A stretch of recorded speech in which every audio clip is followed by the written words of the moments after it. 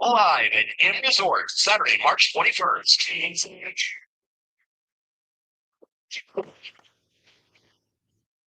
An exclusive show. What's happening, Combine people? Good to have you on the live stream. What do you think? Bricklayers. My first time ever trying a Dr. Pepper Zero. Because I think the Diet Dr. Pepper is the greatest soda I've ever had. Because I don't drink soda. But that's the only thing they're providing us here in the commissary. So I'm going to have some to stay hydrated. How about my sons with these new graphics? So my sons put up the new graphics, thanks to my boys. One of my boys is playing golf today, which he should. He's a young man. He should play golf. Tomorrow I'm playing golf at 7:05, which will get me 18 in before the show. GraceCrave.com. Call 702-605. The chat. Let's share this. Everybody, please hit like. Please hit like when you come in. Yeah. John Spyc kind of told everyone Max Crosby is not for sale. Wonder where I heard that before.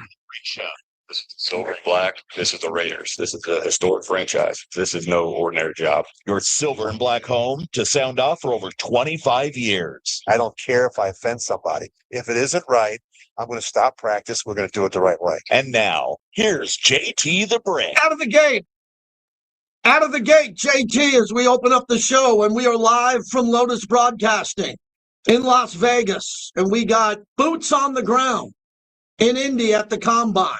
Vinny Bonsignor will join us live from the set in about 10 minutes. Brandon Cristal.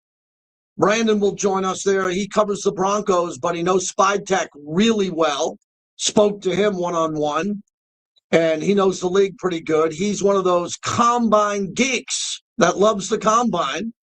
And then we have Jeff Sherman over at the Westgate with the moving odds. So you guys got to give you gambling every week. We usually have one or two gambling guests on a week because we are in Vegas, the sports and entertainment capital of the world, and also a lot of gamblers who want to get some gambling talk on the show.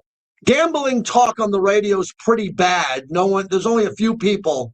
Only a few who are any good at it. I know a couple of them. They're friends of mine. Rest of it is just awful. The reason gambling talk is so bad on the radio is people don't know how to build topics on gambling talk, and they don't know what's important. Like you could turn on a gambling radio show and hear about Fresno State playing Wyoming. Imagine hearing that and you're in Daytona Beach, Florida. You turn that off and bleep in 10 seconds. So they don't know what to talk about. So they just talk about what they're degenerately gambling on. That's why that sphere of influence in gambling radio hasn't worked. Companies are going out of business. Companies are losing money. Companies can't find any advertising at all, little to any advertising, because no one know how to do it right. So what we do is we put on handicappers, sportsbook guys, great gamblers, people that have track records in winning, and we try to give you an edge. Because if you're gambling to just have fun, be you. Just have fun and gamble, throw a couple bucks there. If you want to win money, you should be listening to the people who win money. And then I think we should be talking sports pretty aggressively when I'm on the air. And we're going to do that for the next 2 hours. Before Brandon gets on and he goes big on the Combine and then Vinny and all this, I want to open up the show something that I normally don't open up the show with. And we're brought to you by Golden Entertainment, big company, big supporters, my original partner here. They have the most taverns here in town, 5 to 7, midnight to 2, the best happy hour in town. You know, I love the food there. I live at the SG bar with my buddies. That's our meeting spot. PT's Fuels the Monologue. Actually, I'm going to see our teammates from Golden Entertainment after the show today. So we love bringing up that every time I start the show. I don't talk politics on the radio. It doesn't matter. I don't like to do it. If I did, I'd have 600,000 Twitter followers. I'd probably have to get an extra guard gate at my house, and I would have more trolls than I already have. And I got too many trolls to begin with. So I avoid that. But from time to time, I'll dip my toe in the water when this country gets insane. We are full-blown nuts, out of our minds now with this U.S. men's hockey team and them celebrating and going to nightclubs, strip clubs, drinking beer, having people in their locker room. How would you like to be a hockey player and win the gold medal. And then after you're on the ice and you're throwing your helmet in the air and you're celebrating and the whole arena is chanting USA, USA. And your wife comes down on the ice and your father-in-law comes down on the ice and you're celebrating. You're like, hey, let's get to the locker room. And you get to the locker room and you're there and everybody's singing God Bless America and pumping up great songs that you want to hear. And then all of a sudden, 2 days later, you find out, well, there was someone there that works for the FBI, or there was someone there who's a politician, and all of a sudden you're getting blindsided and you're getting run on social media. We have people who need to get a life. These are young guys in their 20s that drink beer. They're athletes. They fight. They lose their teeth. They have pride in their country. They have a sense of humor.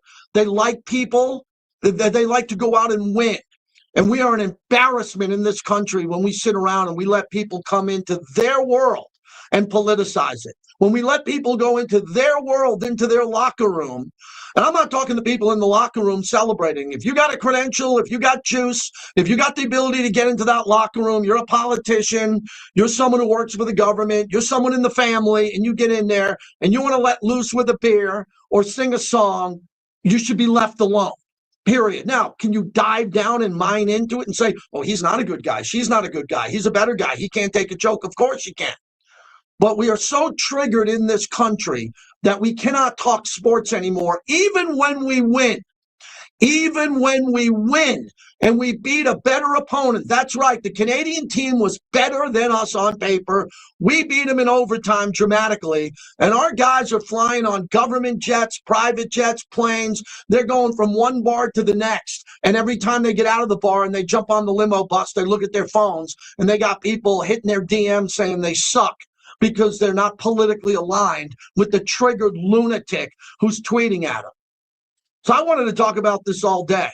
And I think it's nuts, the country that we're living in right now and everything that's going on. And the fact that there are some people, and some of them are in my chat, and some people say things from time to time, and you're absolute losers. You're absolute losers if you cannot sit there and let men who win hockey games and beat our biggest opponent have a beer and celebrate and wrap themselves in an American flag and get on stage at a nightclub and sing along to Freebird.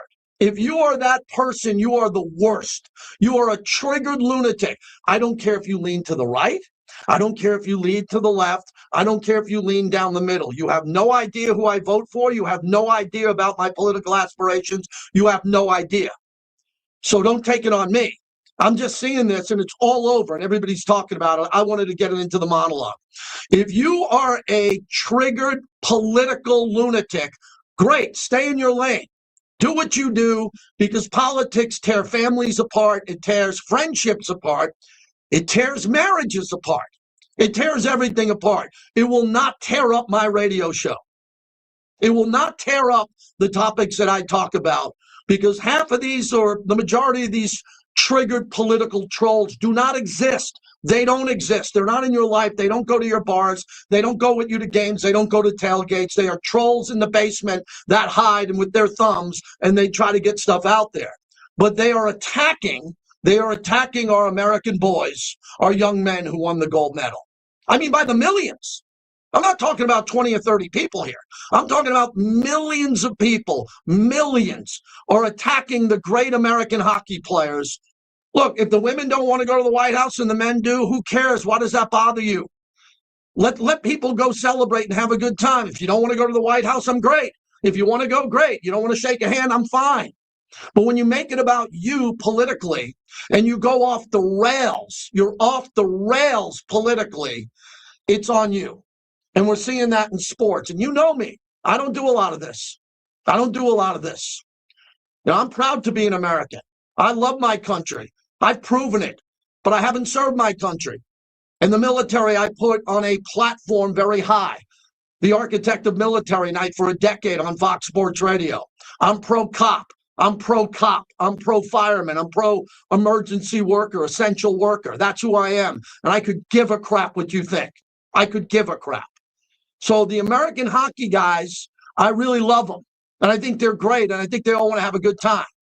They brought the children of their teammate who died in a horrific accident, and they draped the little kids in American flags and took pictures with Johnny Hockey's jersey on the ice. And people are sliding into their DMs about an FBI director in the locker room, or someone there, or someone's here, or they might go, or they might miss a hockey game. Get off of them. Let the kids do it, because I'll tell you, if you went up to half of these guys and said that to their face, they'd kick your ass. They'd kick your ass and you'd be thrown out of the bar. How's that for a start? We're off to a good start. I don't know. I just wanted to let loose, to let it go. Oh, JT, don't do that. Don't go near the third rail. Oh, screw. Oh, what are you talking about? I have freedom of speech. I never cross the line. I always take the high road.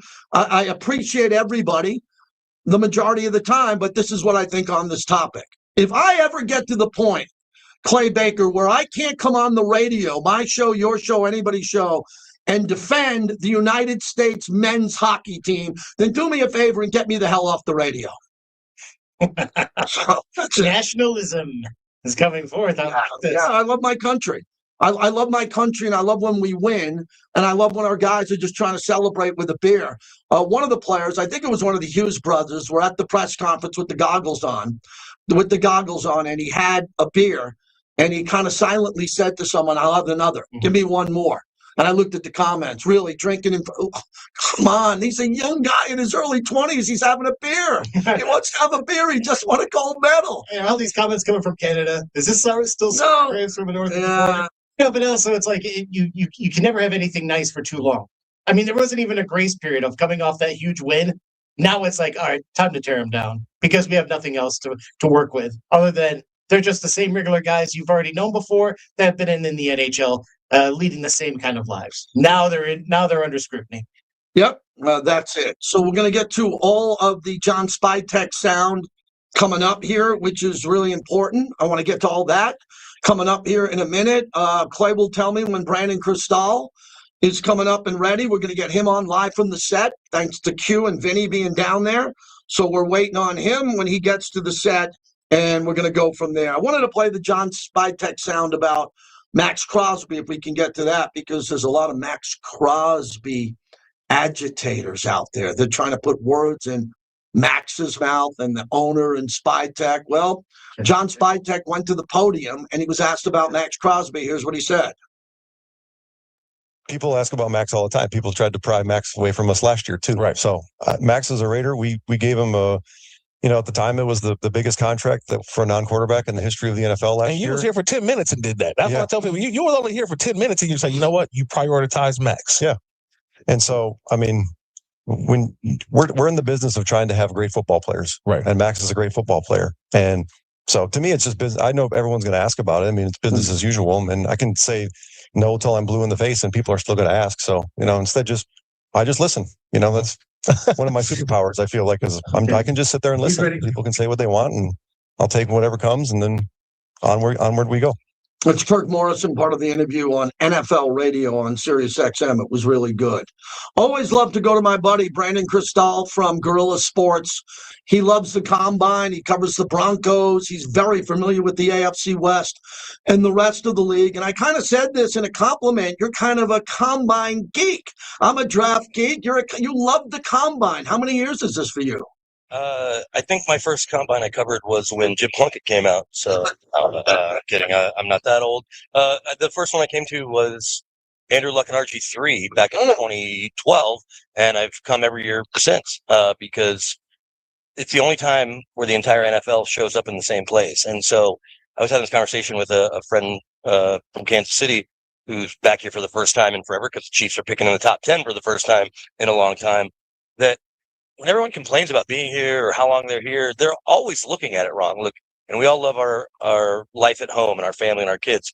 But for 5 days, you get the entire NFL, every agent, every coach, every GM. I know a few coaches aren't coming. Sean McVay hadn't come for a few years. And then all of their staff. And we know where guys go from being a quality control coach to a head coach in just a couple of years in the right situation. I've cherish the chance to just try to meet people when you're going to cross paths with them or need them as a source for something, or or just as a casual. Podcast live from the combine. You nailed it to that. We've seen the coach go from quality control quickly to a coordinator. And the next thing you know, if you're hanging out with him at St. Elmo's or on Radio Row and you get to know him and you build that relationship, you have access to that coach. And a lot of coaches move. What do you think about this new thing that's happening around the league with the run game coordinator, pass game coordinator? Wait a second, I'm not done. We have the offensive coordinator. We have the assistant head coach, who happens to be an offensive head coach, and then we have the coach who's an offensive coach. How many of these offensive coaches do a lot of these teams want to get in the room with all these titles? I think that if you've got an owner that will let you spend the money, then you want the staff to be as robust as you think you need it, because of how much time these teams spend installing their game plan and trying to get each play dialed in and executed. And does it feel like a little bit of overkill? Maybe, but it's also, I think, the industry taking care of itself, because you talk about, I talked to John Fox today, who's now going to be senior assistant in Buffalo. And I was joking because it just keeps getting worse and worse weather. You went from Carolina to Denver, to Chicago, to Indy, to Detroit with Dan Campbell, and now with Joe Brady to Buffalo. But the point being is that, because guys move a lot, John Fox is different because he was a head coach, but how many coaches have you come across, especially in the last few years with the Raiders, that pick up and move and bring their family to Vegas and buy a house, and then a year later they're gone, right? We've seen that happen a bunch of times. And adding these extra titles comes with more money, and that gives these guys a little more protection, knowing that they're still probably going to get fired in a year or two, just because that's the nature of the business. And you can pay a run game coordinator more than you can pay a quality control or the second quarterback coach. If you give them a different title, I think it allows them to kind of take care of each other, knowing that it's such a nomadic job. Brandon Cristal from the Combine in Indianapolis. So John Spyc really got the most coverage, I think, earlier today because of Maxx Crosby, also Fernando Mendoza. Everybody expects him to be the number one pick. You go back with him, back to his Denver days, and as you're covering the Broncos now, you know his tree from Denver really well and what happened in Tampa before he came to the Raiders. Pete Carroll was fired, didn't make it through the year. So I know you had a little bit of time one-on-one with Spyc. Tell me what you guys talked about and what he's thinking about going forward. It's always fun when whoever has the first pick gets up on the podium or talks off to the side to reporters or to a reporter here or there, because I go back to like Cincinnati when they had the number one pick and everyone knew they were taking Joe Burrow, and it was like, okay, why are we doing this song and dance? And so it was just amusing, and I was joking with him about how many Fernando Mendoza questions did he get, and he's like, well, is this a Fernando Mendoza question? I'm like, no, he goes, it's about 50. And I said, no, it's a question about the questions. He's like, oh, well, then 49. He's like, you would have been 50 if you would have just asked me about them. But I don't think it's 100% guaranteed lock, but it sure feels pretty inevitable that Fernando Mendoza is going to be a Raider. And so we were just kind of,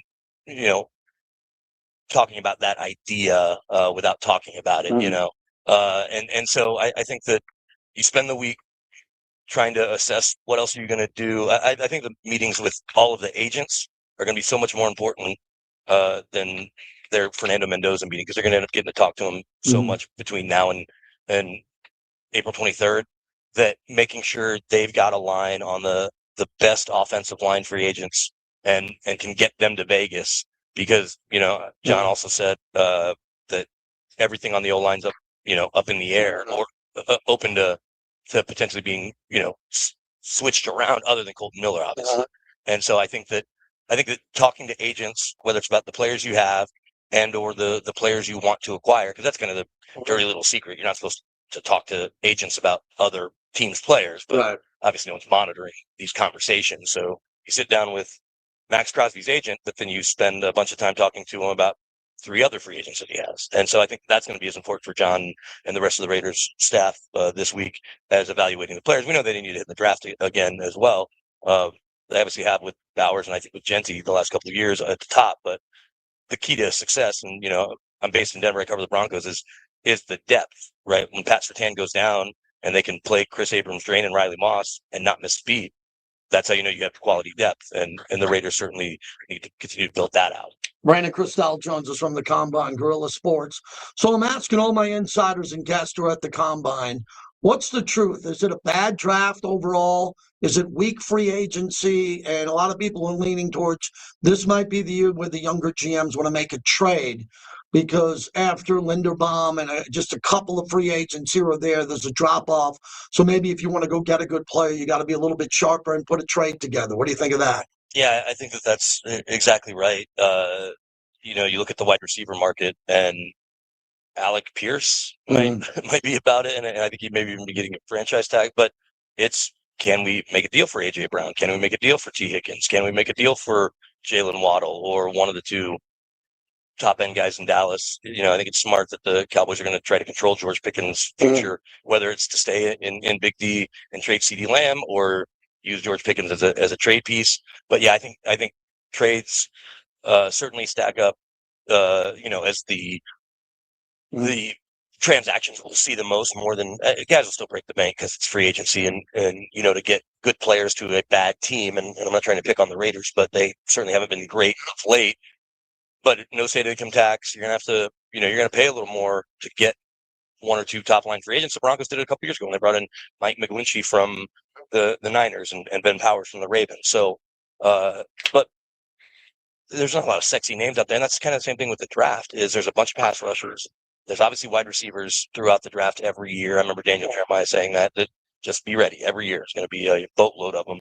I'm paraphrasing because he used a profanity of something else load. But every year, there's wideouts. But because Fernando Mendoza is kind of the only sexy quarterback, if you will, that's always what dictates the draft. Even last year, you had Travis Hunter coming out, one of the most dynamic players we've ever seen.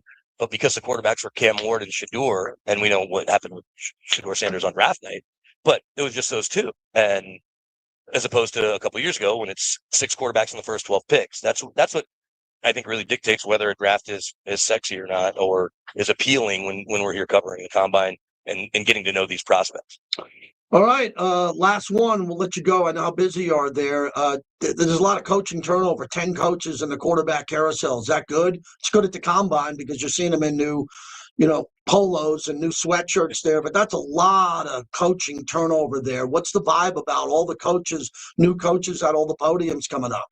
Well, I think that, it's a wait and see with a lot of them. Other than it was a little strange seeing John Harbaugh up there with this New York Giants quarter zip on because, for 2 decades we saw him obviously as the face of the Ravens, and it's still John Harbaugh, right? And he's still affable and has a smile and all that. But I think like with anything, let's see what this looks like a year from now. I think about Darren Mucci, who's now with the Jets, who, is the Broncos assistant GM. They had a rough year, and he and Aaron Glenn talked back to back. And I was kind of just, chatting with him on the side before he went up while AG was talking. And I'll say this, he was a lot more comfortable this year than he was a year ago. But if they have another season like they had this year, I don't know how the Johnson family is going to be. But the point is, look, you've seen turnover there in Vegas. We've seen it in a lot of places. These guys may not be here for long. And so that's why it's always interesting to see, okay, well, Robert Saleh stick in Tennessee. Whatever it may be, is how long are these guys going to be there? But it is 10 did feel like a lot. And then you look at it, next year, what's going to open? Maybe 1 or 2, and then all of a sudden we'll have 8 next year again, or 6 or 7. It's just the nature of the way these owners operate. They get antsy and they want to fix things right away. And they see when teams like Seattle, just a couple of years into the Mike McDonald regime, are winning a Super Bowl, they're like, well, why can't we do that? Absolutely. Great hit. Thanks for doing this. I know you're going to see my son out there as he's going to the Combine to work, and have a great time with the St. Elmo shrimp cocktail, a couple of beverages, and meeting new people. You're very good at that. Yeah, I appreciate it, JT. One of these years we got to get you out here to do some shows from here so you can come out and hobnob with the rest of us. I like Maui more, but I'll stay back. Take care, brother. Be good. There's Brandon Cristal. And again, I like the guys who go to the Combine. I do the pre and post game every Sunday. A lot of people don't. So when I get to March and April, I don't want to be at the Combine. I want to be in Maui, or I want to be in Palm Desert, or I want to be with my mom and dad. So I'm happy that we got guys out there and we're able to use the equipment and enhance the show. So thanks to BK. And all of our conversations coming live from the Combine this week are brought to you by one of our longest and proudest sponsors of our show. It's Remy Martin. When you're watching a game, make sure you enjoy it with a Remy Martin cocktail, whether it's a Remy Martin 1738 sidecar or a 1738 espresso martini, delicious. Remy Martin XO old fashioned or Remy on ice. Remy Martin should always be your number one choice. Remy Martin cognac, sip like sports royalty. And I saw a good buddy from Remy Martin. And I mean, we got a lot of friends over there, but when you think of Remy Martin, I think of the teamwork that we've had for all of those years. And my buddy Stephen Brody, our partner, I'm watching the Lakers Celtic game and I look up and he's sitting right off courtside. I said, wow, Remy Martin must be doing well because he's having a blast watching his Celtics team win. All right, so that was cool to hear from him. I open up the show. The whole show today should be about Spyc's comment about Crosby going nowhere. That should be the show. I've been saying this, but I'm looking over my shoulder because if I get it wrong, I'm going to get blamed. I'll see Maxx Friday night, the Commitment to Excellence Award dinner. It's coming up this Friday night, and it's dedicated to Maxx Crosby, who's won his 4th straight Commitment to Excellence Awards, and he's going to be there. And Maxx Crosby is okay at this point in time. John Spyc was also asked about the quarterback scenario, right, Clay? The quarterback situation. He got peppered with quarterback question after quarterback question earlier today from the combine.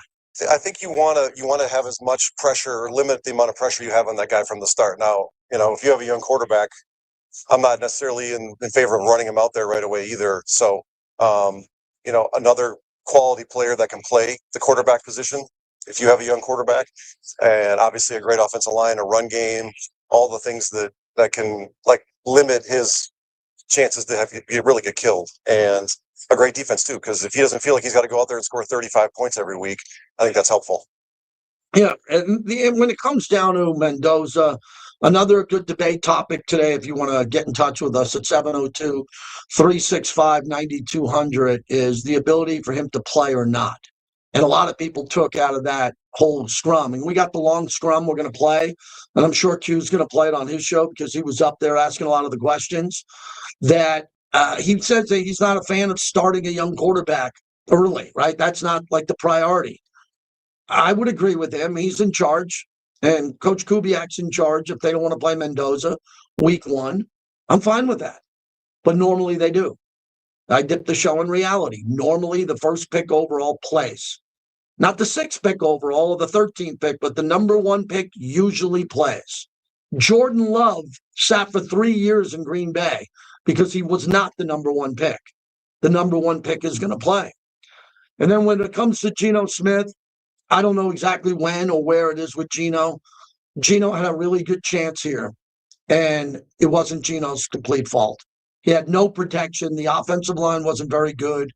His offensive coordinator got fired. Okay, had a lot to do with that. And then Geno, ready? Geno didn't play well. Geno had one of his worst years. So Geno didn't play well. So I don't expect Geno to be back, but I don't handle the contracts. And Kirk Cousins' name is out there, and a lot of people are wondering about the future quarterback and who that could be. But I'm going with Mendoza like everybody else until I hear something. The entire monologue brought to you by M-Ride, the luxury concierge shuttle service. If you're headed to any event at Allegiant Stadium, ride like a pro. No more hassles parking, sitting in traffic, or waiting in long taxi or rideshare lines. We'll talk more about that in a little bit. JT, live from Vegas. We got Vinny Bonsignore showing up at 1 o'clock. That's 4 Eastern. We'll talk to Vinny. And then Jeff Sherman with the moving lines and what he's talking about over there at the Westgate. Betting golf, the Masters. Tiger Woods said he might play. Wow. Some people are going to throw a 20 on Tiger either way. How do you bet the NBA the rest of the way? What NBA team has value if Oklahoma City doesn't win this thing that you could bet on? I'll ask Jeff Sherman coming up in about 20 minutes.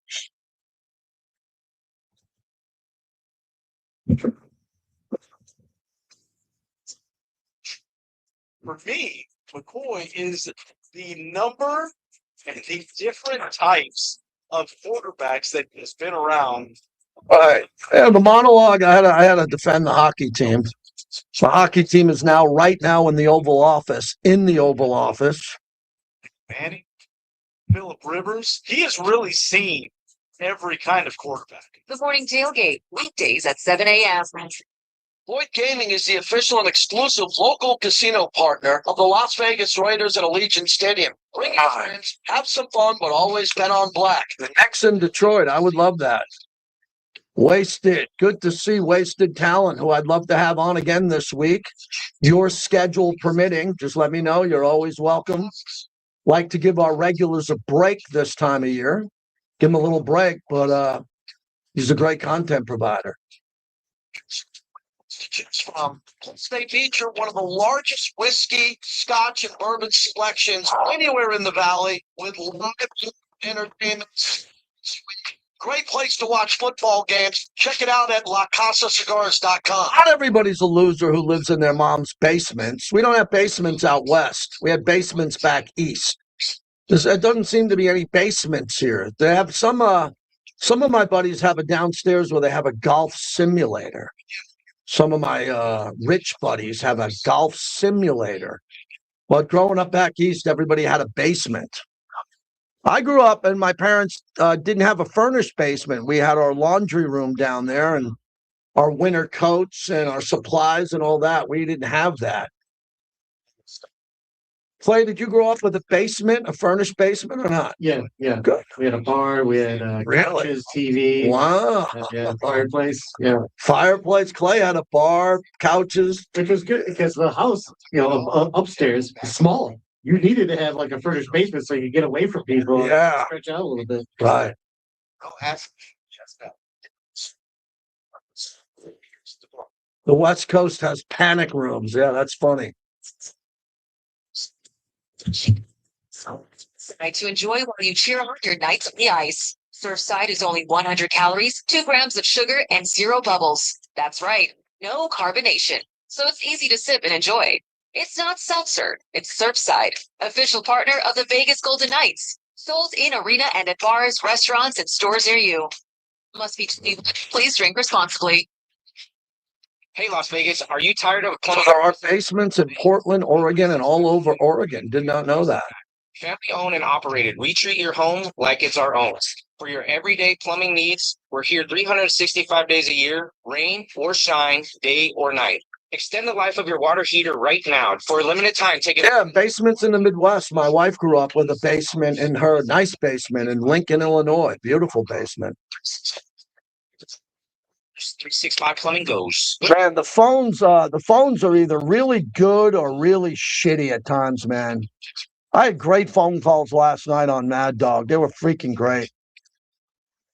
serving Southern? There are no surprise costs or hourly rates. Get a totally free estimate with upfront pricing. From AC repairs to leaky pipes, from water heater installations to tuning up your AC and heater. Don't just call anyone. Call the boss. Boss Plumbing at HVAC.com. We're chatting with our guest, always safety first, 811 Megaphone Man. Only one before you dig.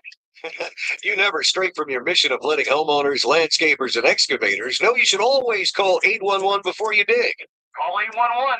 Call for both small and big jobs. And 2 working days in advance. 811. Any parting words? And I'm guessing they will. We're going to do that M ride over again next hour. Kind of flub that. We'll do that. You want to do the Spyc Scrum? Yeah. Say Freddie. Every Okay. delicious. Starts with Q's question. Boards made fresh. Visit grayscraze.com. Celebrate everything. Call 702-605-6333. Graze Craze Charcuterie. See your Vegas Golden Knights on Sunday, March 8th against the Edmonton Oilers in Party Deck, presented by Sire's Parents. Party Deck is where all the off-the-ice excitement happens. From the Knights Castle to the Night Line. Golden Knights coming back. Tickets to just $39.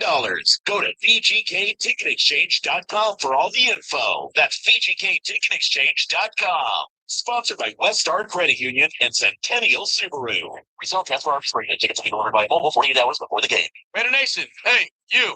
Are you following us on social media? Well, you should be. At RNR 920 AM on Twitter. Come back to At the Raider Nation Radio Spike Tech, 920 this little on cluster of IG. Maxx Also, questions. Okay. subscribe to our brand new YouTube page at Raider Nation Radio 920 AM. All the content you expect from Raider Nation Radio 920 will be right there. Make sure to turn on your notifications for YouTube and be notified anytime that we go live. Again, at Raider Nation Radio 920 AM, our brand new YouTube page. Subscribe to it today. Welcome back to the JT the Brick Show, brought to you by PT's, the best happy hour in town, 5 to 7 p.m. and midnight to 2 a.m. Maxx will remain in Las Vegas. I am. Maxx is an elite player, and I've been very upfront from the start when I got here that we're in the business of having really good players on the team, and we need a lot more of them. And it's hard to build a great team without elite players. What's been your communication like with Crosby over the last month or so? Maxx and I have a great relationship. He's in the building every day, getting healthy right now. We talk on the phone, we text. So I have a great relationship with Maxx. Checking out during Super Bowl week. Are you comfortable that you know where his head is on wanting to stay and that he wants to be around?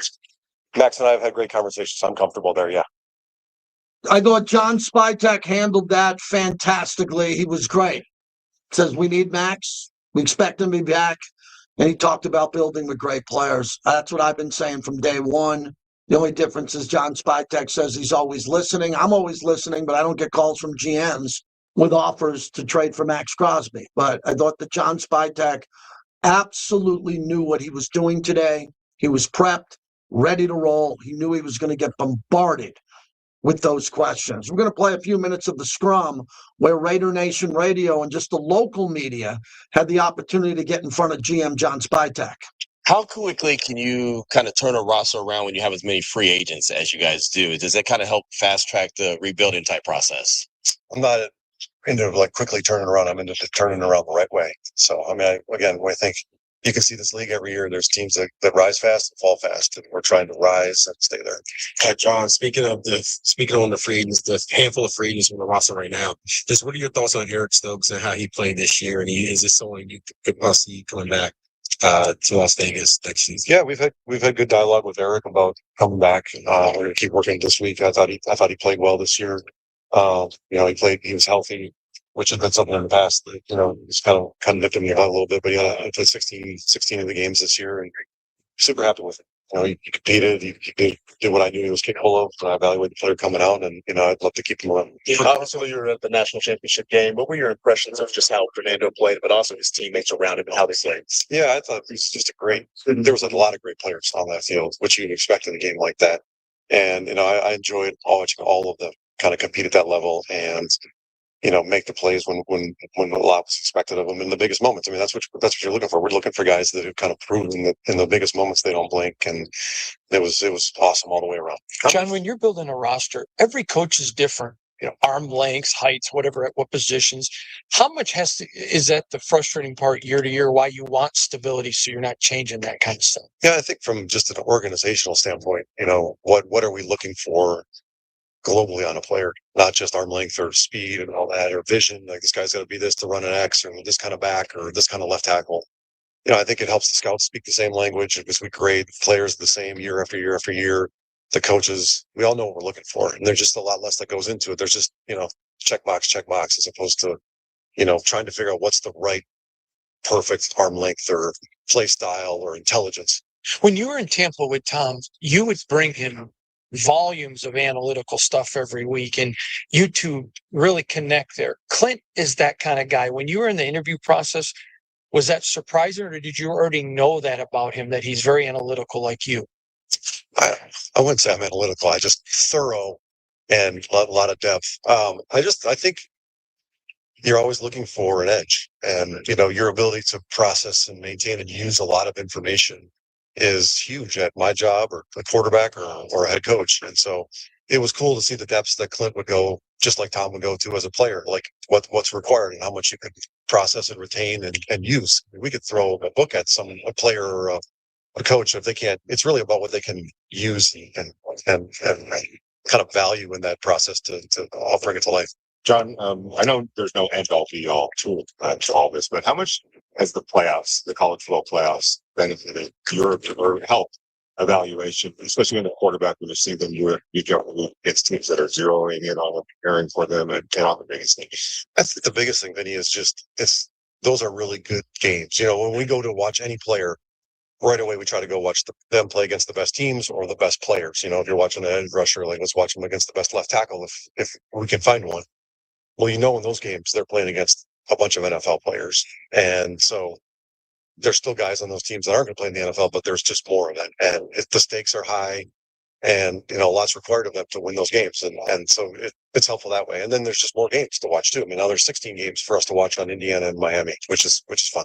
Fernando performed at a pretty high level in those games, in those big stages. What did you take away from that experience watching them up close?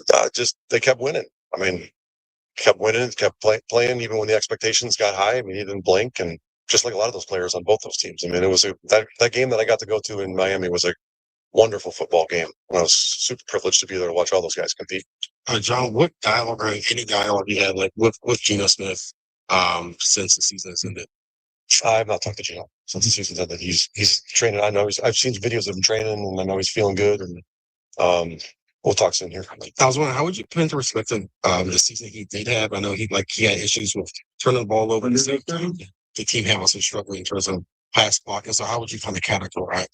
Yeah, it's never all on quarterback. It feels like that sometimes. I know Geno felt like that too. Just the weight of the position, and it means a lot to him, and I respect him for that. And obviously, you guys all know the quarterback gets more than his fair share of the blame, and more than his fair share of the fame. I mean, it's just what goes with the position. But we didn't help Geno in a lot of places too. I got to do a lot better job in that space. And, he struggled, but it wasn't for lack of work ethic and trying or care. I mean, he worked his tail off. I watched it every day.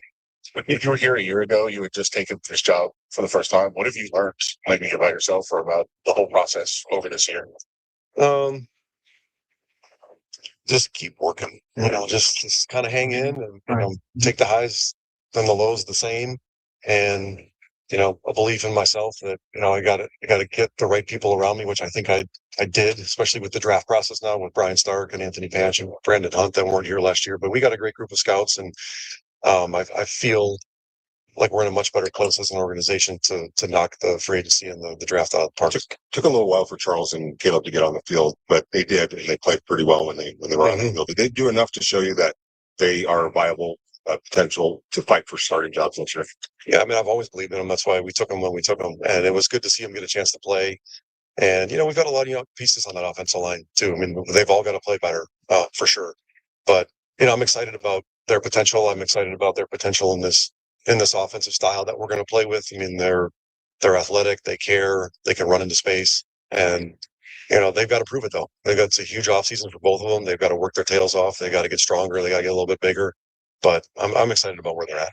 All right, that's John Spyc, a portion of it. He spoke for another 8 or 9 minutes, so we just want to give a piece of that scrum. Vinny Bonsignor was there, Q Myers, so you're getting a chance to hear what he had to say. I think Spyc had a good day. He met with the national media plus our local media, handled the Maxx Crosby questions well. Everyone in the room knows Mendoza seems to be a lock. And he answered a lot of questions about the depth. And the most important thing that I have seen, because I've only interviewed John Spyc once, and he was there with us on Media Day.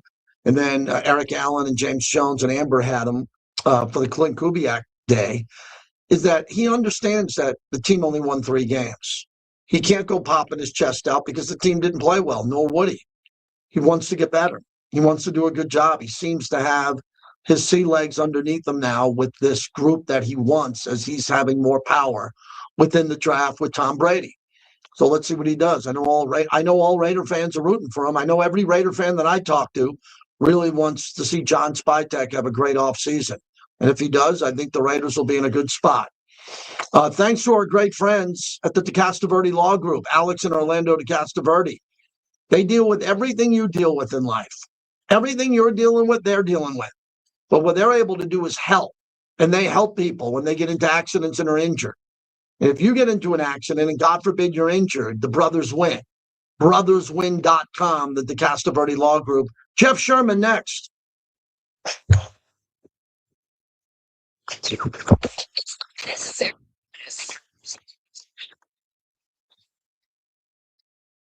He's putting together, young, hungry, but it also has a mix of guys who got it. He told me, I have to hire the guys that I had questions that I don't.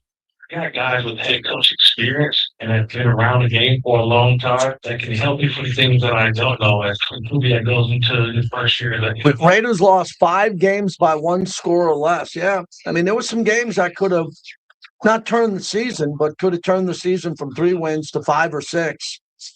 It was the Bears game, the Jacksonville failed 2-point conversion. The Denver game in Denver, 10-7 final when the Raiders outplayed them. That's 3 right off the top of my head. Oh, I don't know when I'm going to Maui, Hollywood. I'm just trying to. We normally are there now. We normally head out of town, really, right after the combine. But I'm going to see my mom and dad. They're getting up there, 87, 86. So next week, not this weekend, but next week, Thursday, Friday, Saturday, Sunday, I'm heading to Florida for a couple of days to see my folks. And I'll be back and then hoping to take a nice big vacation this summer with my wife, go somewhere cool. Don't know where yet. We're thinking Greece, Portugal, somewhere like that. And that's it. I got a couple of trips to San Diego. I got a golf trip to Florida with my son. So you'll be missing me on some Fridays and Thursdays, and we got some good radio in place. Test his battery for free. Looks like he just needs a charge. And Sammy does that for free too. In no time at all, Jeff is back on the road, ready to finish the day strong. Free battery testing and charging at every store. No hassles, just that. Man, I just cannot believe how many people are upset that I don't care if it's Kash Patel, if it's a female senator, if it's a Republican or a Democrat. It's on their dime, our dime. Just shut up and just watch the game. And watch. You're lucky you're even seeing video in a locker room with people drinking beer. I mean, what are we doing? .com today for details. See website for details. Running stories, lender, and clock make decisions. Must be 18 years old. Not available. Thanks. Worry about your car payment? Don't be. Drive happy with the Westar Credit Union Auto Loan.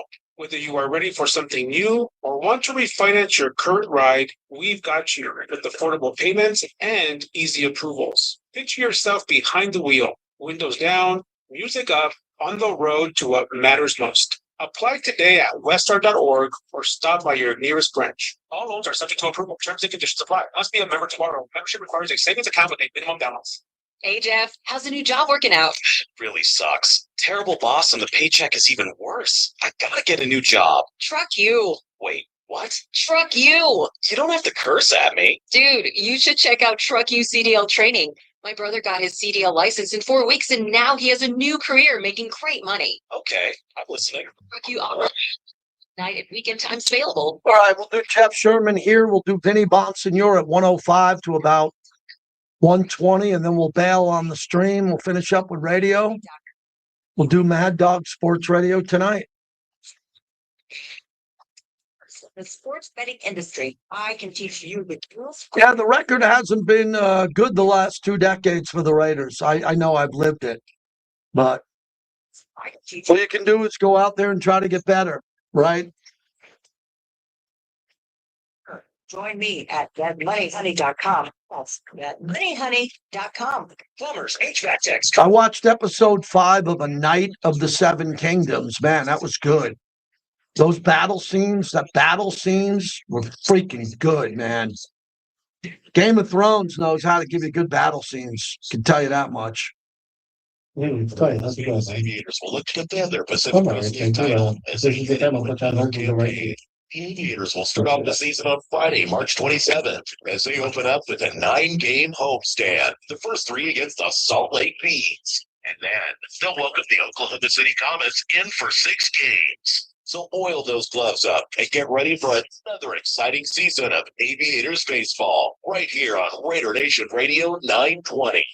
Welcome back to the JT the Brick Show, brought to you by Modelo Especial, the new #1 beer in the U.S.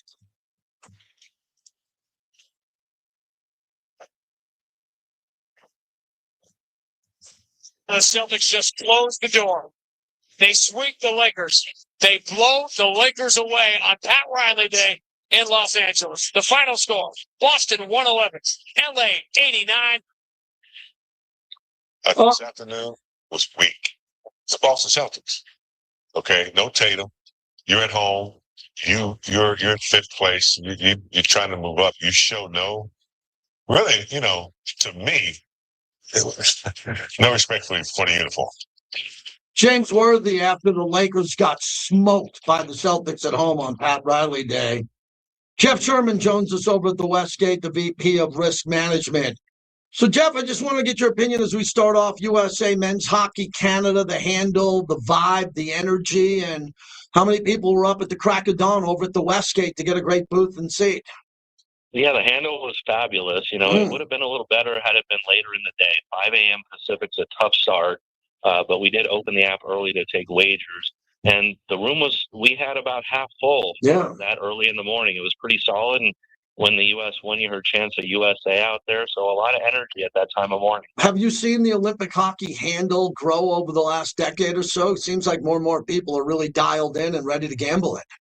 Well, you know, it's just really concentrated on the U.S. and Canada games. If there's other teams involved, you just don't see too much. So those games and those teams will get about what we get on good NHL games. So it's grown from that perspective, but the other teams, it's a tough sell still. And what about as we moved over to the Riviera and Rory had a chance? I think he started 6 strokes back. Was there sharp money coming in on Rory heading into Sunday? It was just too far. It was close down the stretch, but how did it play out at the Riv?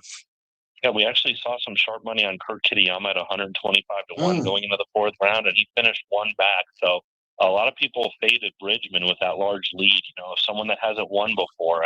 You know, he held on with a nice par on 18.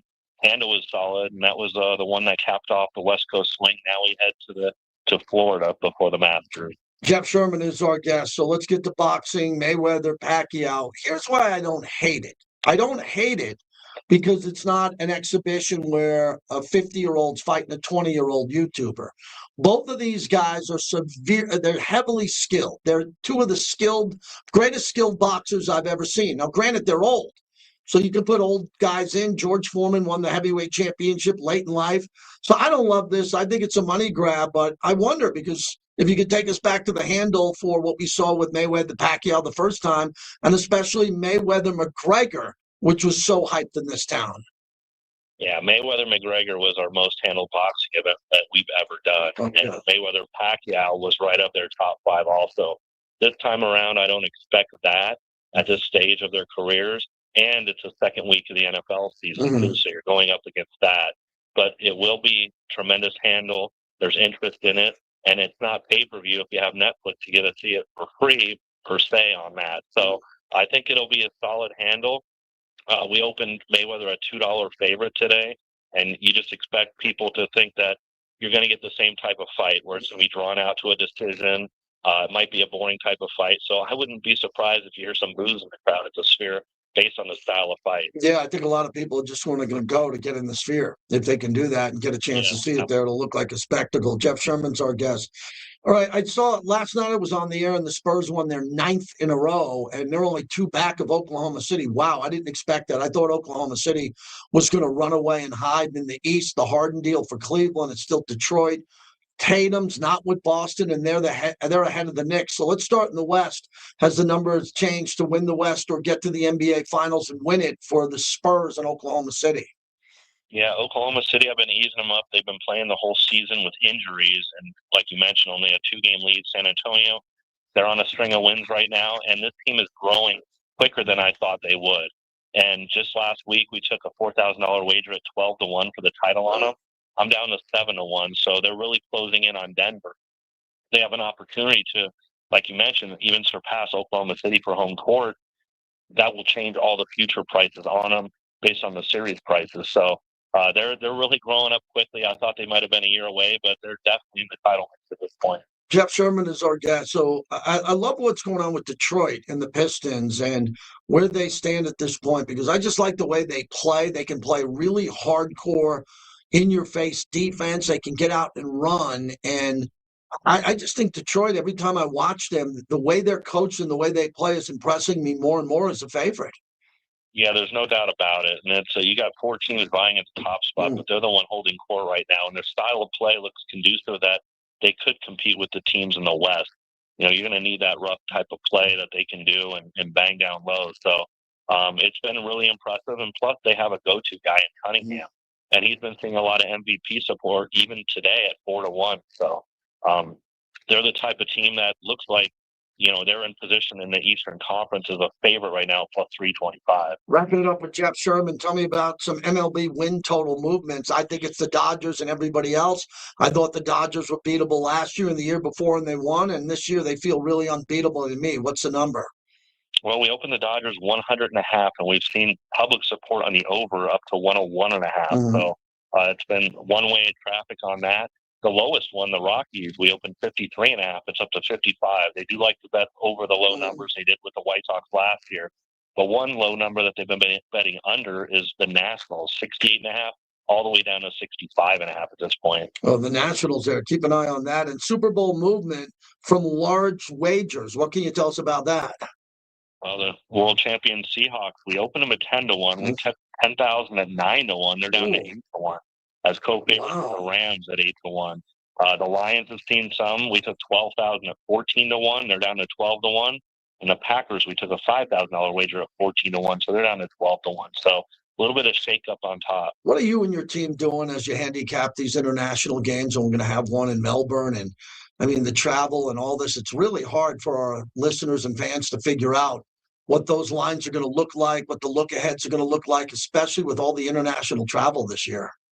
Yeah, I mean, the easiest thing is our power ratings as far as a point spread, but then we have to take into account like you said, with the travel, the total of the game, and how the conditions might be someplace we're not used to. So I think the total aspect is more challenging than the spread is for us. And finally, when can we wait for Tiger's decision on the Masters? You heard what he said to Jim Nantz. I don't think he's going to play. If he does play, it'll be great. He'd have to play a warm-up tournament. He must, or just get out to Augusta National, as I'm assuming Scotty and Rory are the heavy favorites. Yeah, they are the heavy favorites, each under 10-1. But I would, with Tiger, we had him at 500-1, and we've only written 2 tickets on him. So there was no public interest just with him missing so much time. He hasn't had a competitive tournament since 2024. So I'm not expecting too much out of it. And it could happen any time, but I'm with you. I think he's doubtful to play, and he already said that he probably wouldn't do a warm-up tournament. So I don't think it's in his best interest to just go cold turkey into Augusta. Thank you, Jeff. We'll talk to you in a couple of weeks. Appreciate you. Okay, thanks, JT. Good time to talk to Jeff Sherman. He goes to every sport, gives you the odds, what's moving. I wonder what's going to happen coming up here, Clay, when we think of Oklahoma City and the Spurs. I thought Oklahoma City would win this thing easy.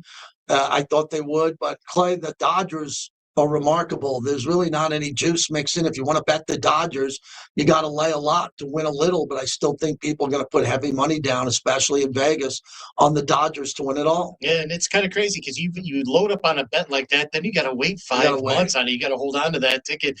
Like, a lot can happen from now until then. Nothing is ever certain, especially in baseball, because it might just take 1 or 2 key injuries and you're done. Well, that's what happened last year. The Dodgers were decimated. They had 10 pitchers out at one point. They were beatable and they won. That's why I'm so upset with the Dodgers.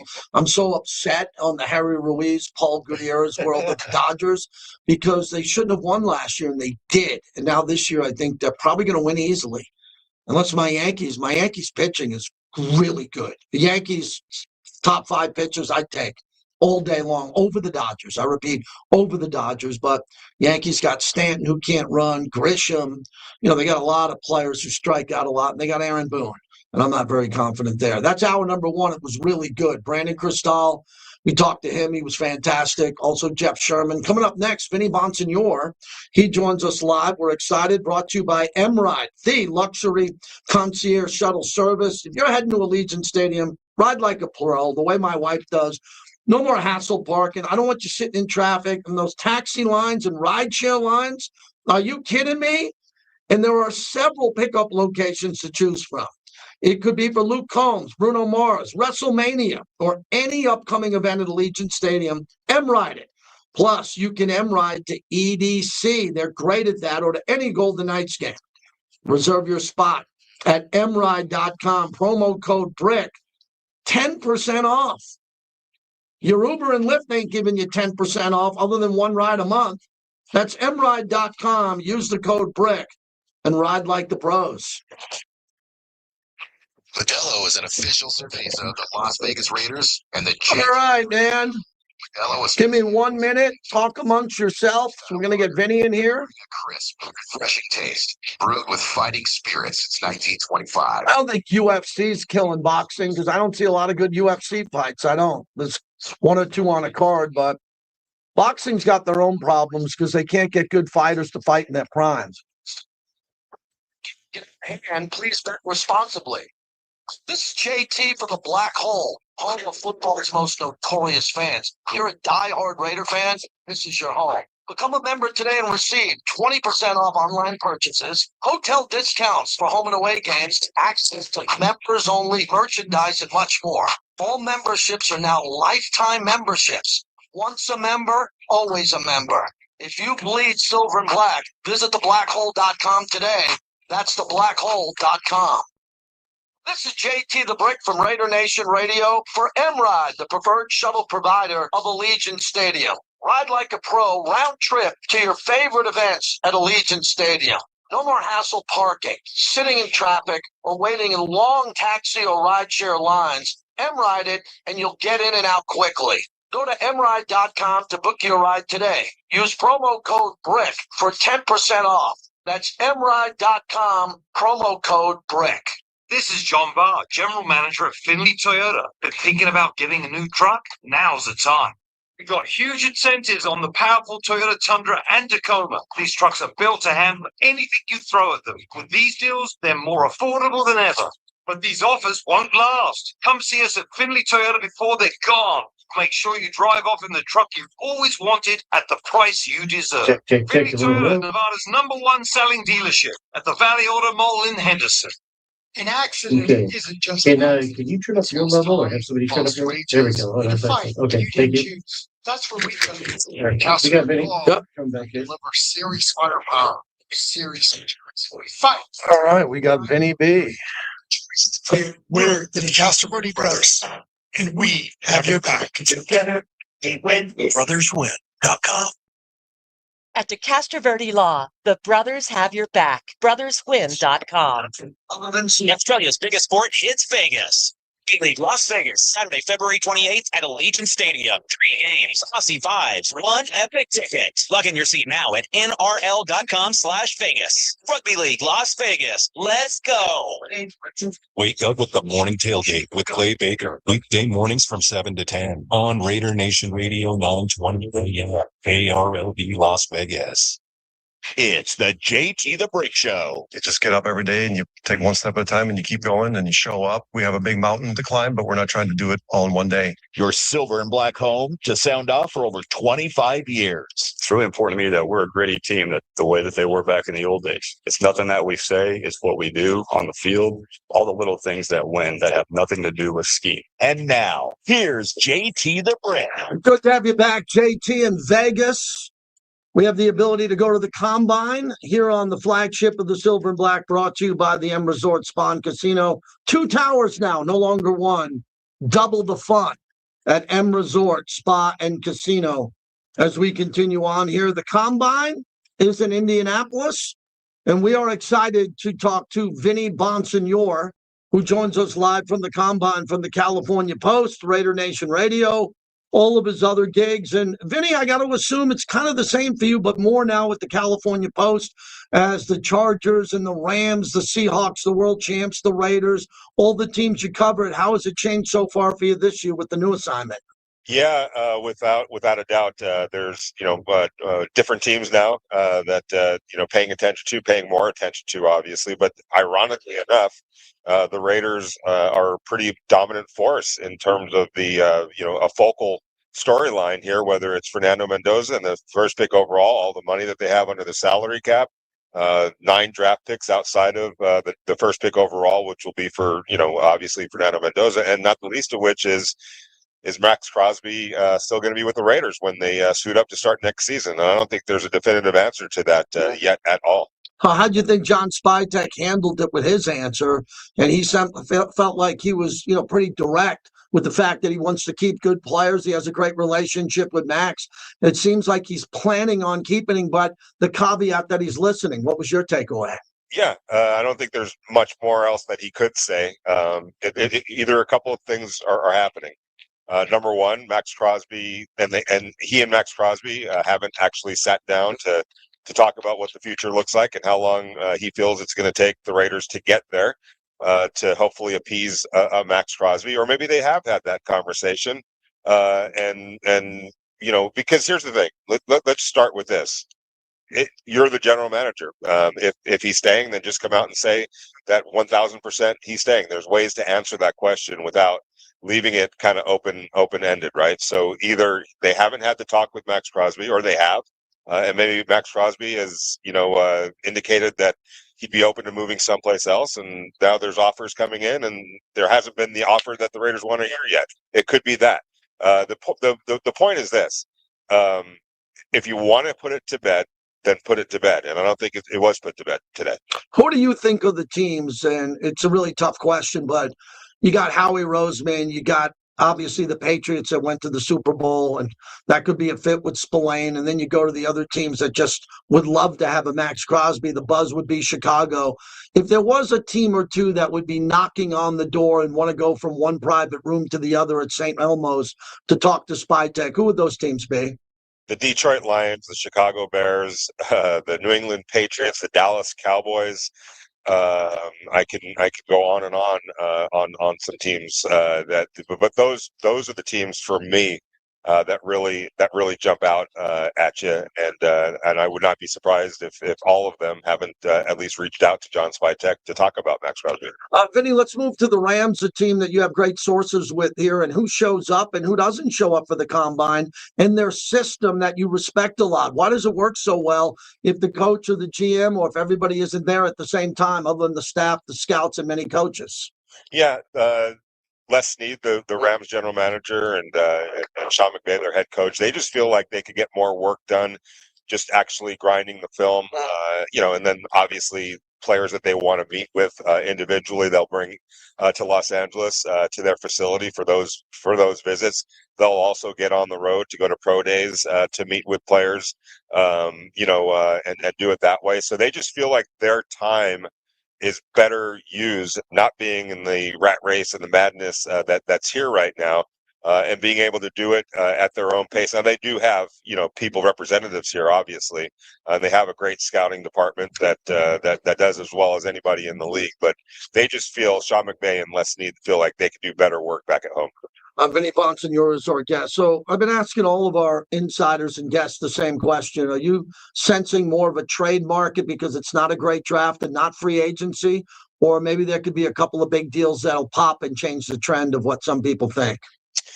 In terms of the veteran players? Yeah, just free agency overall. Is it going to be robust, or just one or two, Linderbaum at the top, maybe Tyreek Hill or a player or two, and then after that, it's everyone's going to say, I'm good. I got players here that are okay, or do you think it'll be robust right out of the gate? Yeah, I do think it'll be there will be a robust offensive line group this year in free agency. I don't know that Tyler sees the light of day in free agency. The reports are that Baltimore made him an offer that is going to change the landscape for the center market. So it sounds like if he wants to stay in Baltimore, there's a pretty healthy offer on the table for him. So he might get crossed off the list before free agency even opens on I think it's March 11th. But I do expect other, the rest of that offensive line group that is our pending free agents to create a nice, robust market. And if you're the Raiders, I think there's multiple options to turn to in free agency. And I do believe they're going to make one significant signing along the offensive line in free agency. What can you tell us about Seattle after watching them win the Super Bowl, how they were able to do it? Clearly, who they're going to keep or not. They got free agents. They got other players that might want to leave after getting paid, or John Schneider could do a nice job at keeping it together. But the Sam Darnold move was such a linchpin move that affected the entire league, as they got that decision right, and they got it right with the coaches to take them to the next level. What impresses you this offseason on what Seattle can do to get better? Yeah, and they're obviously the reigning champions, and they do play in a loaded division, and it's only really a play here or a play there that separated them and the Rams.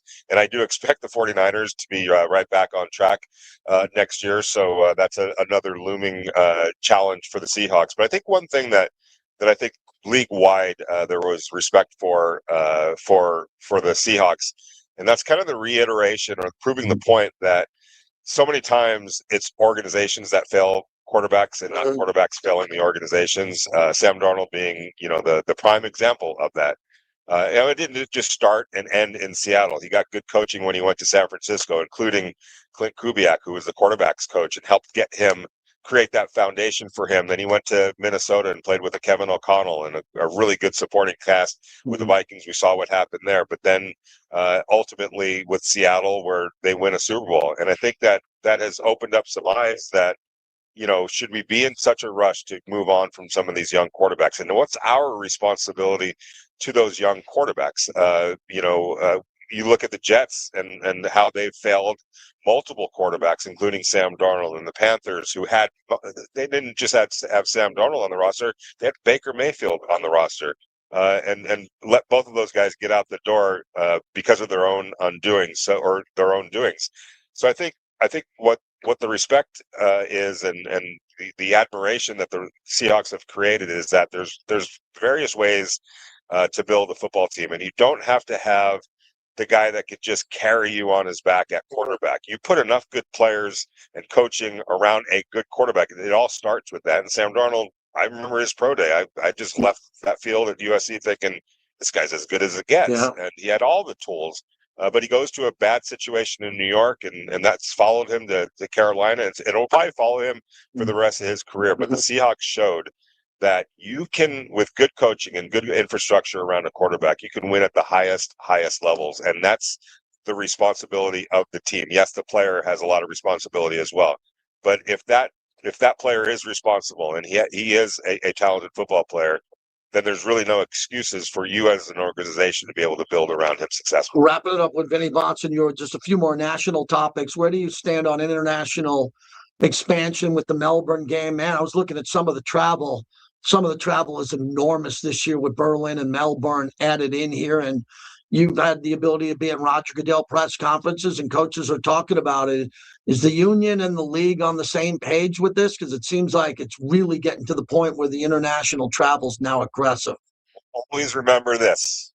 The players' salary cap, the salary that the players draw, comes from the revenue that's made the year before. So every year you take 50% basically of the revenue that's made and then split it by 32, and that's what sets the salary cap, right?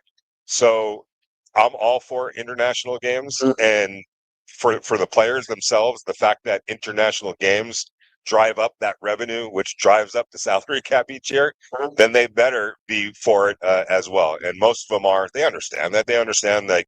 Guess what? That $20 million a year that the salary cap rises. Part of that is because of the expanding of the borders of football and going into other countries and going into other continents and growing the game there. It all adds up. So you'd almost have to be brain dead if you're a player to say, hey, I'm not for this travel, or I'm not for it, and losing sight of the fact that it directly benefits you in salary. All right, last one on a different topic. The Lakers, you being based in LA, and they got blown out by the Celtics on Pat Riley's statue day, and it's LeBron, and he's got a lot of control, even this year and next year. And Luka playing with LeBron, and the Lakers are a 5 seed now. Oklahoma City's getting a big run by the Spurs. How do you think this is going to end up this season and in the postseason with the Lakers? Could this get ugly down the stretch, or could they shock everyone and play their best basketball and go deep? It's in them. I just think that there's better teams, and this Western Conference is loaded. So the fact that they're a 5th seed, I don't even think that's something to really necessarily snicker at. There are some really, really good teams now in the Western Conference, and it's kind of a obstacle course. But I don't think it's about this year for the Lakers. I think they're preparing for bigger days ahead. Obviously, the ownership change is a game changer for them. You've got now the Dodgers mentality with the Lakers, and not just the mentality. The Lakers always thought big, but now they have the means with that ownership group to do what the Dodgers do, and that's go out and put every penny into winning and winning big. And so I think that mindset and that ability is a game changer for the Lakers, and I think they're preparing for the day where LeBron's not there. Respectfully so. Thank you for your service here. Thank you for the championship that we hung up in the rafters at Crypto. but it's time to move on and move on to better days and rebuilding this team around Luka. Vinny Bonsignor from the Combine, California Post, his new assignment. It's been fantastic seeing the content. Safe travels back when I see you, Vinny. Thank you. All right. Thank you very much. You got it. Vinny Bonsignor, everybody. Fantastic to talk to him live from the Combine. So it's good. We're going to have Levi Edwards tomorrow. I believe Thursday we're talking rugby. I love rugby every year. We got rugby in town. We're just going to chill. We're going to do fast-paced, aggressive radio, and I'm going to go from segment to segment. And now that opens up the rest of the show for you. Everybody else, the phones are open for another 40 minutes. You're going to leave me hanging, or you're going to be hanging with me? That's what I like to tell people. I'm ready to roll. Let's hear what you have to say. Oh, my God, Marcus Allen just called me. This is kind of cool. Look at this. Hold on. This could be fun. Marcus, I'm on the radio. How about that? Can I call you back? You got it, my brother. Marcus Allen. How about that? That's a name drop alert. That's a cool name drop alert. I love that. That's a fun thing. Talked to Fred Bolitnikoff yesterday on his birthday, and Marcus Allen calls me in the middle of my show. Clay, you get this all the time because you're an award-winning morning host. Don't you get amazed when you get calls from friends, like people you really know and they don't know you're at work and on the air? You get that from your family from time to time? They know, they don't know, and they don't care. You know, that's what happens. Because it's like they never really look at what we're doing as work at all. That's a good way of looking at it. Yeah, they're like, well, you're talking to other people. You talk for you might as well just talk to me whenever I figure out calling you. Oh, what's interesting is Marcus just called me as I took the call. I got buddies of mine that I call, and it goes to voicemail. And some of them have insurance jobs or big jobs. Like, you can't pick up the phone. Like, you're at work. If you're in a meeting, I get it. But can't you pick up the phone and go, hey, I'm that guy. If you call me, I'll say, like I just did with Marcus, right. Hey, I'll call you right back. And normally everyone's good with that. Phone etiquette it is. We've lost that because we don't use the device anymore to just call. We text. Yeah, like phone calls they're like the 10th most important thing we use with our phone. Yeah, that's a good point. I mean? That is a good point. We use our phones to text more than to talk. We really do. I do. I use my phone to text much more than I do to talk. And I'm looking at social media, which my sons laugh at me, but my numbers are down. Because I'm not doing it like a child, but I am turning my phone off at night. Not completely because I have aging parents, but I'm putting my phone away so I don't hear the buzzing and I don't get up from it. But we'd like to hear from you at 702-365-9200. Is there anybody else out there in Raiderland who's worried about Maxx after what John Spyc said today? Because Vinny's keeping the door open much larger than I am. And good, what are you going to do? If Vinny's right and Maxx gets traded, are you going to yell at me? Or if Maxx stays and guys like Vinny said it's a possibility, you're going to get mad at Vinny? We don't know what's going to happen. Only two or three people know. John Spyc, Mark Davis, Tom Brady, maybe Michael Melman, Egon Durbin, the owners. Everybody else doesn't know. The guys in the locker room don't know. Rob Leonard, the new defensive coordinator, might know the future of Maxx better than you and I. And we're just going to have to wait. And Maxx is rehabbing through an injury. He'll be the star Friday night with his wife, Rachel, at the Commitment to Excellence Awards. So I'll get a chance to MC that. It's a fun event. We call it Raider Prom. So the meaning why it's Raider Prom is Raider fans treat it like the prom. Ladies put on dresses and they wear gowns. Some wear, nice cocktail dresses. Guys, some wear tuxes, regular suits, and they treat it like the prom. Because after this event, when it wraps up, the DJ comes on, and the people who paid for tables and gave money to the charity, they want to party. They want to have a good time. They want to really enjoy themselves. So that's what we're going to do Friday night, the Commitment to Excellence Awards, which I'm really excited about. All right, Papa Meech is in Colorado on the flagship. Go ahead. Hey, JT, a couple things. Could you verify something for me? Apparently, I didn't hear the whole news conference with Spyc today, but someone mentioned on X, so you gotta watch out, that stuff, that Leonard, he made it clear that Leonard was his choice. Yeah. Over Kubiak. Did he? No. He said that when he recommended to Kubiak that they have a really good D-line coach to interview him for the defensive coordinator position. Spyc recommended for Kubiak to interview him for that, and he got the job. So he was hoping that he would get it, or at least I wouldn't say hoping. He gave the indication that he let Kubiak know when he got here that we have a guy in house that you should interview, and he got the job. Oh, that makes more sense to me because I can't imagine him going in an interview because I think, Clinton had all the cards and he's going to probably say, hey, the final decision on all my coaches are going to be mine. And the Raiders are going to say, oh, no, that's not true. Because most guys in that position would get that. The way you just explained it, you made a lot more sense. And my last point to you is, I'm really getting tired of talking about this, but I just had to say this, and that is about Maxx Crosby. In my feeling as a Raider fan, I've been through it all. I've been a fan for a long time, since almost in the mid-'60s. The autumn wind is changing and blowing the same direction it used to blow in the 70s, 80s, and 90s. I just have this instinctive, intuitive feeling that this change, these coaches, this whole situation, there's a different change, there's a different mood, and I haven't experienced this, and it's probably nothing against the previous coaches the last 20 years. And it's hard for me to believe that Maxx Crosby doesn't feel the change too. That says, well, I got to admit, it is a rebuild, but this time it's different, and I want to be here for this party. I just feel that's the case, and I hope that's Yeah, thanks for the call. I think you could be right on that. The problem with that is the coaches didn't get into late, Clay. They didn't get into late. Kubiak was the last one. So no matter who's in the building other than Rob Leonard, Maxx didn't have a lot of time to meet these coaches. No. None. So if these coaches were coaches that he trusted, he knew from a long time, or they came in 3 weeks ago and Maxx was in the gym for 3 weeks meeting them and seeing them, that's different. But as soon as Kubiak got the job, he's on the plane to the combine. He went back for the parade, which was great, came back, then he's on the combine. So there's not a lot of opportunity to get together with Maxx. And I think a lot of people are reading into this about how much time is Maxx spending with the new coaches. Coaches are in India at the combine. Maxx isn't there.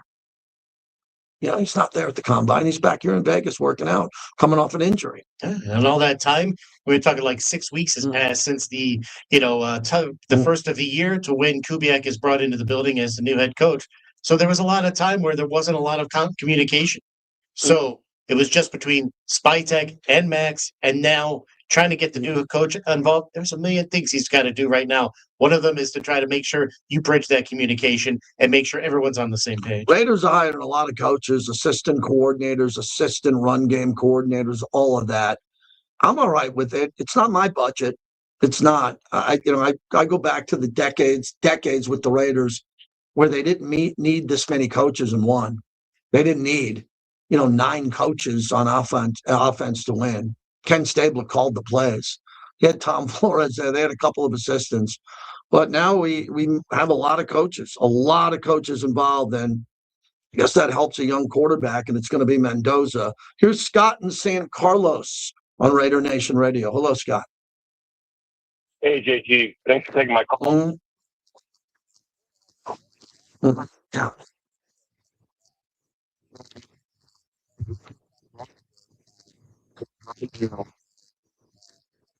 Yes.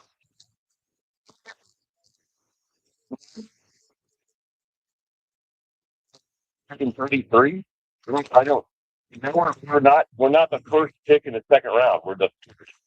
And I read about it. Apparently, it's based on win total, not strength of schedule. I'm curious if maybe Clay knew when that's been going on. I don't remember. Yeah, that hasn't been going on very long at all, Clay. Are you aware of that? Yeah. Right. And it's the strength of schedule that plays a part into that. And it's crazy just even to think that the Raiders had to get that first round pick or that first pick in the draft due to all these other tiebreakers that go along with it. Yeah. So instead of getting your first pick in the second round, you're now the Raiders relegated to 36. Yeah, and I'll clarify more of that when I get the exact answer on that. But thanks for that. Anything else? Did we lose him? Okay, we lost him there. That's a good question because this is relatively new because it was always the first pick of the second round on this new system here. So I'll get full clarification on it. If I don't have the perfect answer, I don't fake it. I don't have a teleprompter here. I'll find out and we'll get it to you. 702-365-9200. Here's Paul in Oakland in the town business. Hello, Paul. Town, baby. So I love all the things we're doing right now. We'll get it going. Kubiak, new coaches, young guys that can get it going. But also, you talked about the Lakers earlier. Like LeBron, a uniform up in the rafters for him. Him and Luka are they should be in the crybaby section, man. Jesus. Well, LeBron's been a great player. He's one of the greatest players of all time. He's won 4 championships. He's won with the Lakers, but he's playing at the very, very end of his career. LeBron could have been retired 4 years ago, sitting in an office in Beverly Hills with his production company. He still works out, lifts weights, plays with his son, and dunks and blocks shots. I mean, LeBron, I got a lot of respect for his longevity in this league. But I mean, how many franchises have he ruined? Oh, come on, man. What do you mean ruined? Did he ruin Miami? He ruined Miami? Miami. Yeah, where are you at now? Have they won a championship before? How many teams have won a championship? I mean, did LeBron ruin? Did he ruin Cleveland when he went back to Cleveland and brought him a title? Did he ruin him? My God, he got lucky with Murray with that. Goodbye. That's stupid, and I don't put on stupid people. I mean, LeBron, did you hear what he said? LeBron was lucky he won in Cleveland. LeBron went back to Cleveland to give Cleveland a title and won. And it was one of the greatest championships we'll ever see, going through the Warriors. The Warriors who were a heavy favorite, and LeBron got it done. If you want to criticize LeBron for a lot of things, right? You want to flopping, I think that's a big topic. If you want to criticize him for a little load management, which has been load management here at the end of his career, I'm good with that. I have no problem, but please don't criticize LeBron's entire career or what he's done. He's a 4-time champion. Karl Malone never won a championship. John Stockton never won one. LeBron's got 4. He does not need 6 to tie Michael Jordan. You're not better because you have more rings than another guy. You're better because you're a better player and you have more statistics. And LeBron has proven in the last 5 to 10 years that his stats are way better than Michael Jordan. They're not even close anymore. So I still give Jordan the edge over LeBron, but not by much. Not by much. I mean, LeBron's the all-time scoring king. He got the most points in the postseason, regular season. He's got more assists, rebounds, free throws, points, everything than Michael Jordan had. Why don't we count all that up? Aren't we adding up numbers when we do math and add them to the end to see who has the most? LeBron's got so many better stats than Michael Jordan. So everybody says, well, Michael won more. Well, Bill Russell won more than Mike. Kareem won the same amount as Mike. It's not always about championships. I've been trying to explain this my whole career. All you need is one. One championship is enough. One makes you a champion. You don't need 3. You don't need 6. You don't need 11. It's nice when you get a bunch. Makes you maybe a better player if it's a tiebreaker. But LeBron's able to stand side by side with Jordan because they combined for 10 rings. LeBron James was able to do it. How many rings would Michael have won without Scotty? I'd say 2. Right? So, I mean, you can criticize both of them, but no one criticizes Michael Jordan. No one criticizes for Michael Jordan for quitting on his team to go play minor league baseball when all of his teammates were like, wait a second, I want to win 5 in a row. I want to be a dynasty. What are you doing, Mike? I got bills to pay. I want to win. I want to get another ring. No, he's in Birmingham missing curveballs. Don't criticize him for that. But Jordan is our most popular athlete in our country. He's number 1. And he's less polarizing, too, because he doesn't talk politics. You don't know his politics. Kind of just keeps to himself. But he's a very polarizing figure. When we come back, stay there. I'll take your calls. We'll keep this going. We got about another half hour to go. What I want to talk about the next 30 minutes is, are you satisfied with John Spyc's response to Maxx? We'll play his comments on Maxx Crosby again. Are you good with it? I'm good with it. I need to know if you're good with it, or are you skeptical? 702-365-9200. We are brought to you by Virgin Hotels Las Vegas. Head on into Virgin and see everything new that they're doing. Virgin, proud partner of our show. It's the morning take. As I dig up, some of the past. We are gonzo. Thank you, everybody. That was an hour and 29 minutes, including a pretty good monologue that we're going to clip and play. We'll be on Mad Dog Sports Radio tonight, 8 to 11 p.m. and back here tomorrow on Raider Nation Radio. That was cool.